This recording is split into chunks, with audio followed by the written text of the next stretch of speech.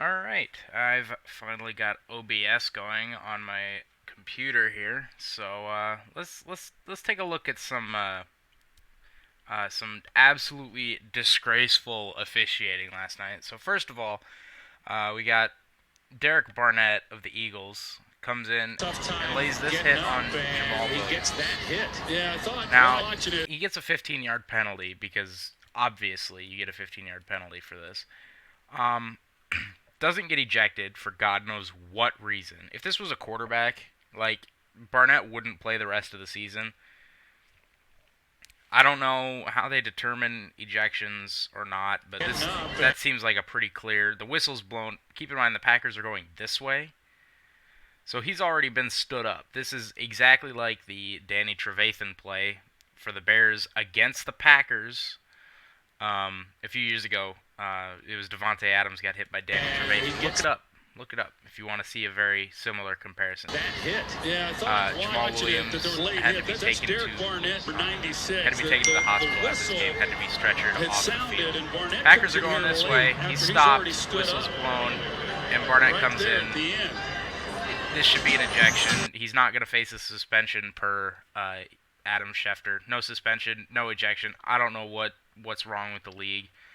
To me, that's textbook. We do have an update from Jamal Williams this morning from his Instagram story, also tweeted out by the Packers. Appreciated everyone for checking on me. I'm Gucci.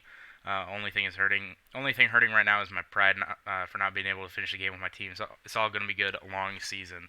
So hopefully this is good for Jamal Williams. The Packers had Dexter Williams was a healthy scratch, I believe, last night. So Aaron Jones and Danny Vitale got every carry, pretty much every touch of the football out of the backfield. So definitely need Jamal Williams healthy. I'm glad he's okay. At the end of the day, these guys are people, and they're not just football players for entertainment. These guys are people, and it's really good to see Jamal Williams is feeling better. Next up, we've got a pass interference on Marquez Valdes-Scantling. This was on a 3rd and 8, I believe. And yeah, let's just take a look. One challenge remaining. Looking at this play, I agree with Mike I have no idea. Okay, first of all, this should have been called on. One challenge remaining. Clearly not playing the ball. He's got a hand under the face mask, impeding a catch. Not playing the ball, helmet not turned. He's jumping into the chest of Marquez Valdes-Scantling. He's got a hand under the helmet, pushing up into the face mask, pushing up into the chin. That's pass interference. 10 times out of 10. 10 times out of 10 is pass interference. Should have been called on the field. It wasn't. Packers challenged it. That is textbook pass interference. 10 times out of 10. Not playing the ball. He gets a little bit of a head turn, but he's not playing the ball. He's playing the back shoulder. Scantling jumps up. Maddox jumps into the chest, face under the chin, impeding a catch. That's pass interference. It was reviewed and not overturned. This is the kind of garbage that people were complaining about when they brought up the pass interference challenge rule. Is if you're going to challenge it, if you're going to make this a challengeable play, you have to overturn it. That's just how it works. I mean, it's just stupid how you could review this and get it wrong. So, Al Riveron, Green Bay challenged for pass interference. After review, there was no clear and obvious evidence. What are you watching? What are you watching that this isn't clear and obvious evidence? What are they watching? And then I like evidence that Philadelphia number 29 significantly hindered the opponent. Is that what we're going off of now? Significance? Is that... Last time I checked, pass interference was pass interference. Like, there wasn't... Oh my god. So then, we go later in the game. Packers get the ball back with a little over 2 minutes, I think. Or maybe a little under 2 minutes. And we got this play at the goal line. Now, this play, I wasn't originally as upset about. It's at the goal line. It's bang-bang play. I was more upset that the Packers didn't run the ball with 2 timeouts and 20 seconds left at the 2-yard line. But going back and watching this is pass interference. He's early to the ball, so he's hitting him before the ball gets there. And 2, he's wrapping around, he's basically tackling him before the ball gets there. He's got both arms around Valdez-Scantling. Again, this is Marquez Valdez-Scantling. He's got both arms around him before the ball gets there. That's pass interference. Now, it was under 2 minutes, so the Packers couldn't challenge this. However, this play, the ball deflects up, and whoever number 53 is ends up getting a game-winning interception for the Eagles, which means that this was a turnover, which means this play should have already been reviewed.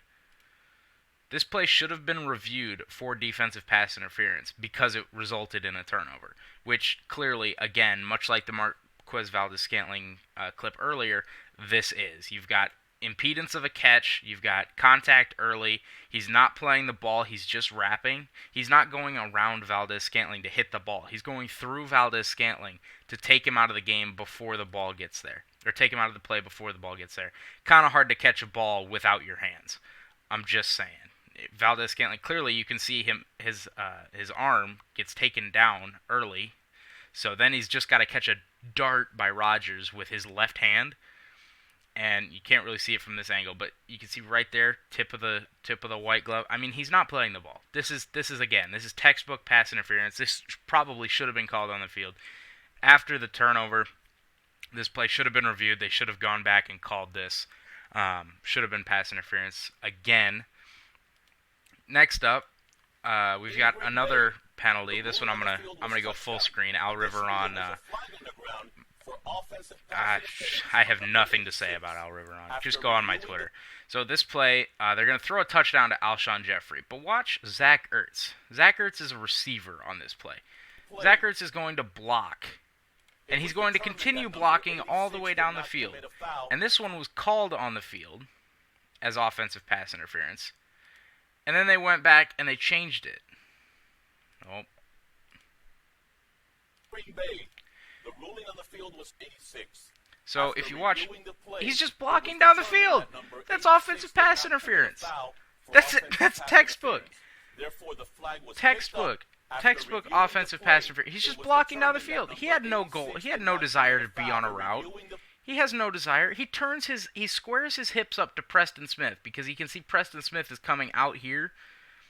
I don't know why you would have Preston Smith not pass rushing here, but he's turning to square off and take Preston Smith out of the play.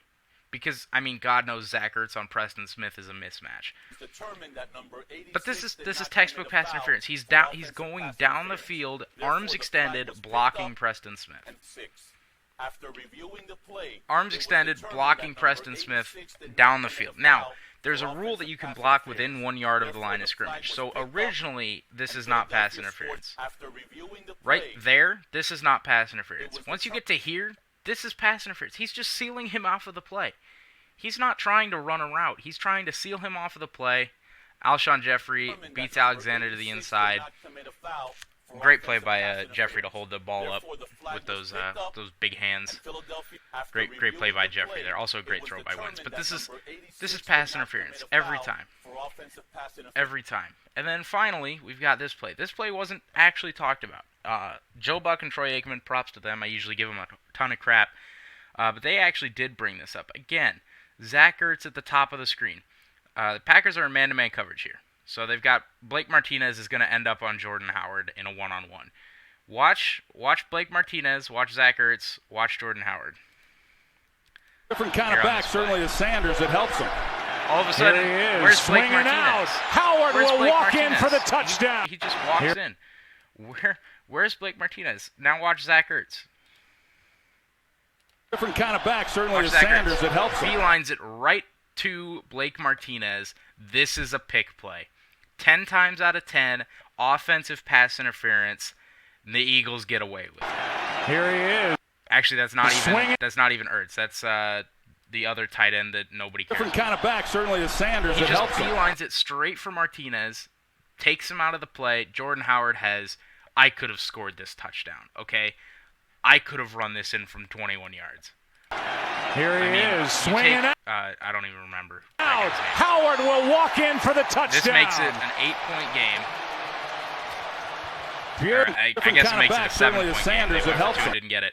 Right here. He even squares up. He squares up. Here he is, swinging. And nobody talked about this except for the Howard will walk. Carson Wentz. Let's see if they show it in this.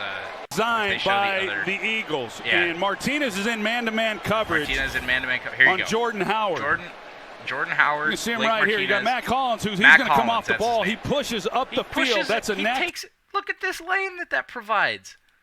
Look at the lane this provides. I'm going to let... Here, you got Matt Collins, he's going to come off the ball. He pushes. Boom. Look at that.